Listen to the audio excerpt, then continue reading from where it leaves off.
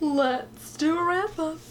Hey guys, today's video is a little bit of a wrap up of just some books that I've read recently, but it's also a little collaboration with another Christian YouTuber on YouTube, Nastasia Grace. She actually reached out to me a while ago about collaborating on a type of bookish video, and so I was obviously open to it. I was like, let's do it, but then life got in the way and a lot of things have happened in each of our personal lives, but we're finally doing it. And basically, I think the whole concept, from what I understand, because again, she's the one who reached out to me, is that she was like, let's just do bookish videos and shout each other out on our channels. And I'm like, that sounds good to me. I make bookish content. I believe she's actually doing a video like this one where she's talking about books she's read recently, so I will link it down below. I think we're going to be uploading on the same day, so if you're watching it like as soon as I upload, I may not have it linked, but check back in a few hours, I'll have it linked. But yeah, go subscribe to her. She has a lot of like discussion videos. She talks about some really interesting topics. She's very headstrong in what she believes, and I admire that and appreciate it so much, especially in a fellow Christian. She says things that I feel like a lot of Christians might be too hesitant to say. So yes, go check her out. Again, I'll have her video and her channel linked down below. And without further blathering, I am going to just start talking about this first book I've read. I'm literally picking up from, I think my last video was all the books I'd read so far this year in 2021.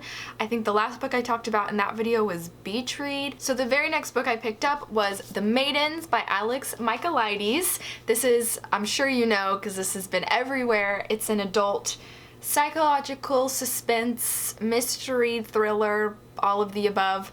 We follow our main character, Mariana, whose niece, Zoe, is attending this like all-girls school, I think within Cambridge. I want to say it's St. Sebastian, but I can't quite remember what it's called, but it's like a school inside Cambridge.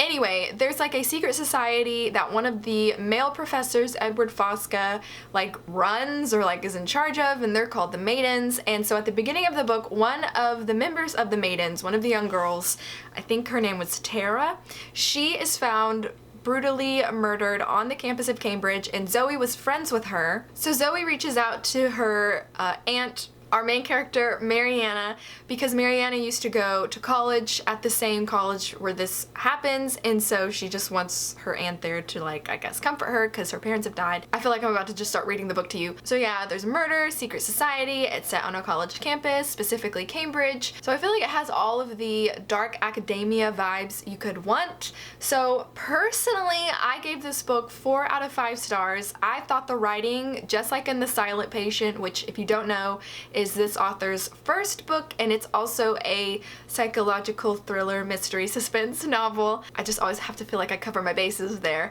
But that one also was well written. I just really feel like he has a great way of writing a thriller in a very literary way. He weaves a lot of Greek mythology into his books, well, his 2 books so far, and I really like that. He also makes a reference to the Lady of Shalott in this book. I think I'm saying that right. If I'm wrong, I'm sorry. But I was like, I get that reference, or it's something that, you know, like if you were to read this book but never have heard of the Lady of Shalott, you know, it would go over your head. You wouldn't know it, but like I knew it, so I found that cool. But anyway, the actual like though mystery aspect, like the plot twist that happens at the end, I personally had the suspect pegged. I just didn't have the reason why and the how down, so that came as a huge shock to me because the reason why is a twist. It's a huge twist, I would say. I couldn't obviously help but compare this to The Silent Patient, which is his only other book, and so I really enjoyed The Silent Patient, even though same case in that book as well. I had the suspect pegged, but I didn't know some of the hows and mechanics about it, or the whys. So in this book, I feel like the twist was just slightly more far-fetched and kind of like there's no way that would have happened than the first book, The Silent Patient. I would say I liked The Silent Patient just incrementally more than I did The Maidens, even though I still gave this 4 stars because I feel like his pacing was grand, and then again his writing I really loved. I love the way he writes. I think he could write a literary like not thriller book really well. But yeah, those are my overall thoughts without going into any spoilers or anything. I just really feel like there was an aspect to the twist that I felt like was really outlandish, that the more I thought about it, I was like, you know what? That actually I don't really feel like would happen, or like there's just, to me, there were more holes in the plot of this book than there were in The Silent Patient. And I'm someone that as much as I say I love an open ending, with books like this, I do want to know like the ins and outs of exactly what the suspect did in order to orchestrate everything that happened. Oh, and also another thing that I unfortunately didn't really like about this book was the lack of the presence of the secret society, the Maidens. That was very much an off-the-page reference a lot of the times. We really only got to know 2 of the girls, and when I say got to know, we had them for a chapter. And if you know, one thing I love about this guy's books is that his chapters are like 3 pages long, like average, which is amazing. I love short chapters. But so yeah, we didn't really get to know or see like the inner workings of this secret society that the book is named after, and I felt a little let down by that, because I was really looking forward to like going deep into a dark secret society on a college campus, and that really didn't end up being a huge part of the book. So that for me was a slight letdown for what I was anticipating before even ever starting the book. So after The Maidens, I wanted a light young adult contemporary romance, so I picked up Laura Taylor Namie's A Cuban Girl's Guide to Tea and Tomorrow. This was one of those books that was exactly what I wanted it and expected it to be. We follow our main character, Leela. She lives in Miami, but she is being sent to live with some family in England. It's extended family. I believe it's her mom's sister, I think, so her aunt. She's going to be living with them for the summer after a lot of things happen in her personal life. Her boyfriend breaks up with her, her best friend leaves her unexpectedly after they made like college plans, and then her grandmother, her abuela, passes away, so she's just going through it. So her family thinks it's best that she get out of the place where a lot of these things happen and just take the summer off in England. And so that part was honestly the hardest for me to believe, was Leela's, aversion to wanting to spend the summer in England. I would be all about it. I'd be like, let's go. I wish I really did have extended family in England that I could go live with. I love that for her. But anyway, so while she's there, she meets this boy named Orion, and he runs like a local tea shop in the town that they stay in. I can't remember the name of the town. Winchester, England. And it sounds like that's a real town, so maybe if it's not, then it's not, but it's set in Winchester, England, and so she gets to know his friends. Leela takes over like the baking duties at the bed and breakfast that her aunt and uncle live at and also run. I think they owned it or something like that, but she's a huge baker. Her abuela owned a bakery in Miami. I really enjoyed it. I give it like a 3 to a 3.5 out of 5 stars, just because for me there wasn't a whole lot that was memorable about this book, but because I needed it to just be a light fluffy read, it was that, so it accomplished the goal that I set for it. It was also just such a cute read, and I loved the atmosphere that was given, even though it was set in summer. I guess in England summers are pretty mild, I would imagine, compared to summers here in Florida, which I live in Florida, so every time Leela compared the summer in England to a summer in Florida, I was like, I absolutely get that. So yes, I was trying very hard to live vicariously through Leela, the fictional character, spending a summer in England. But yes, like I said, overall super cute, charming, a very clean young adult romance, so if you're looking for a cleaner one, this is definitely for you. The most action she gets is a kiss, so it's very clean, and I really appreciated it for that. So after that, I buddy read a book with Lauren Loves Reads. I will leave her channel link down below. We decided to read The Siren by Catherine St. John, which is an adult, I would just say this is a drama. It's advertised, I think, as like a mystery suspense, but there's really no mystery. Like, if you read the summary, you'll have it all like planned out for you, like you'll know the big things that come up, you'll know what to expect. So personally, I am not going to summarize the book because I don't feel like you should read the summary of this book. All you need to know is that it follows a filming crew, like the actor and actresses and the director and some of the producers of a movie as they shoot said movie in a fictional, I'm pretty sure it was a fictional island in the Caribbean, and there's just obviously probably going to be some drama there, and there's pasts that, you know, coincide between all these different characters. In the present, you get 3 perspectives. You get the perspective of Taylor, Felicity, and Stella, and I found that I never got them confused for one another, so I really liked that each perspective was able to be pretty individual in the way that they were written. One of the perspectives, though, was in the past for the majority of the book, so that was a nice way to make that one stand out on its own. My personal thoughts about this book, so I gave it like 3 to 3.5 out of 5 stars. I thought the pacing was really good. I've heard that some people think it was slower. I don't think it was a slow book at all. I just think there was a lot that was unpacked, and for me, I appreciated it. I felt like all the covers were I felt like all the bases were covered in the book, like as far as the mystery and the past and what all happened and what brought some of the characters to the present on that film set.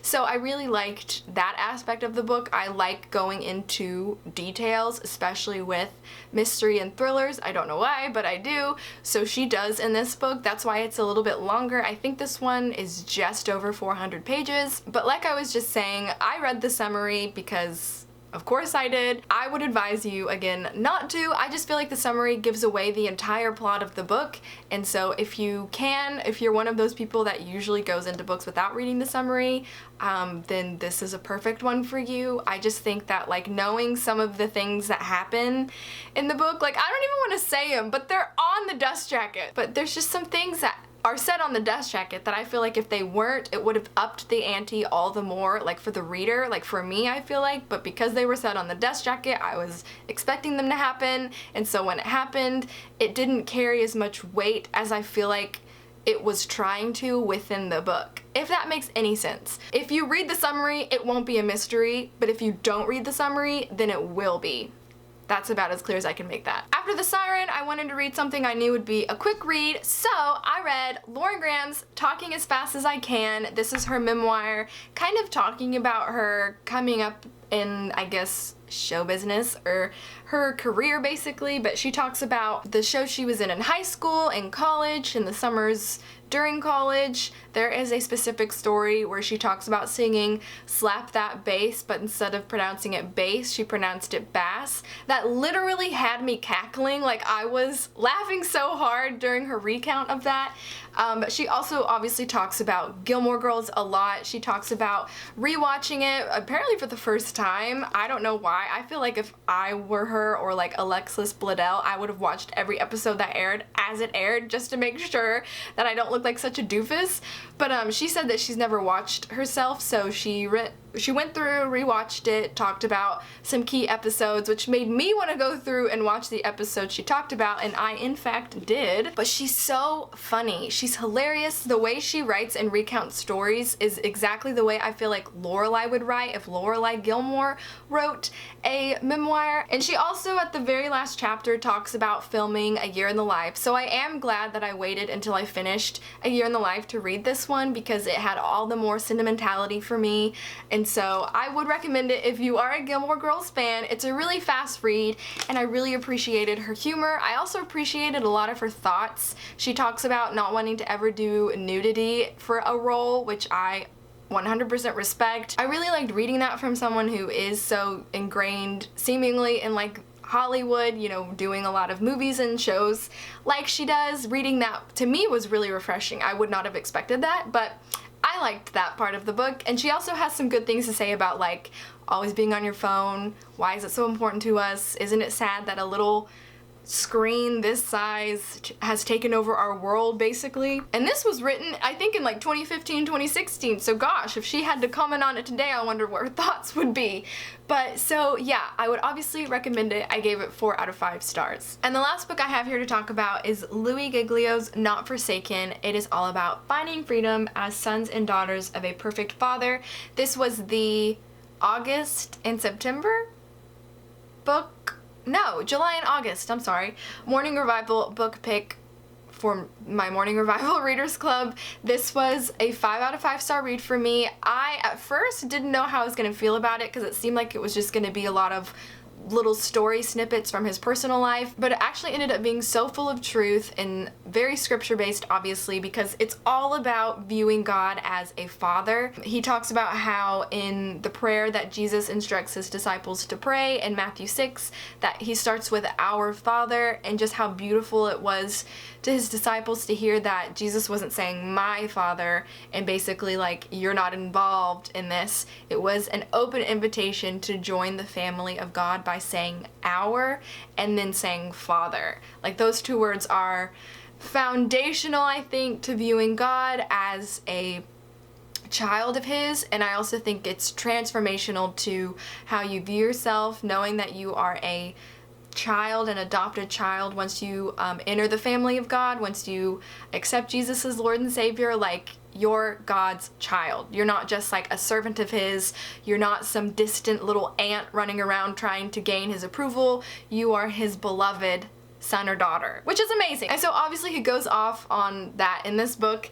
He talks about it in depth, but he also highlights like how our earthly fathers, especially if we have maybe poor earthly fathers, they are not at all indicative of our godly father, God the Father. So yeah, I think it's a really healing read for people who maybe grew up with dads or absent dads, or dads that just weren't there for them or didn't show that they cared a lot of the time. This was also my very first Louis Giglio read. He has a few books. I actually own his Goliath Must Fall, and I really want to read that because I've heard good things about that one too.